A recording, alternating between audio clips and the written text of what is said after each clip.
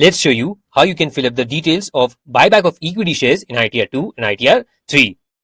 The following would be the details that you would require. The consideration received on buyback of equity shares, rupees 5,40,000, and the purchase price of the equity shares as mentioned above, rupees 4,86,000. Now let's quickly open the return filing offline utility.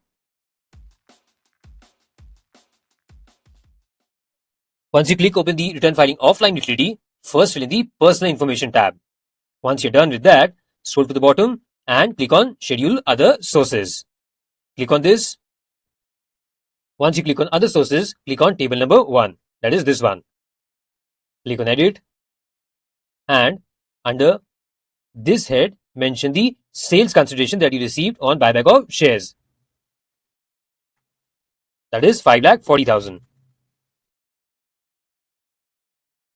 Once you mention the details, scroll to the bottom and click on save.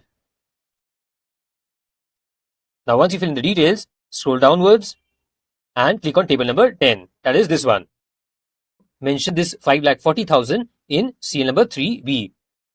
As you can see, this has been auto-populated under this column, that is up to 15th June. Now in case this was received after 15th of June, then mention it in the relevant column. After you do this, save it and then move on to the capital gains schedule. In case the shares are bought back within 12 months from the date of its purchase, mention in short-term capital gains. And in case if it's bought back after 12 months from the date of its purchase, then mention it in long-term capital gains. Let me show you how we can show it in both these two types of capital gains. First, click on this, scroll downwards, select this option and select the rate. This is for people who are not promoters. This rate would be applicable for individual promoters and this would be applicable in case of unlisted equity shares. In our case, it would be 20% since the individual is not a promoter. Mention negative 4,86,000 here and then click on save. Now this is in case the shares are bought back within 12 months from the date of its purchase. Now in case if they are bought back after 12 months, then click on long-term capital gain, scroll downwards and mention it here.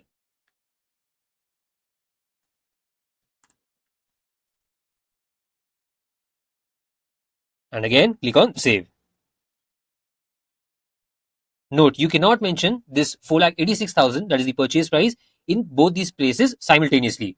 Either you put it in short-term capital gains or you put it in long-term capital gains, depending on the holding period. So this is how you fill in the incomes that you received from buyback of shares.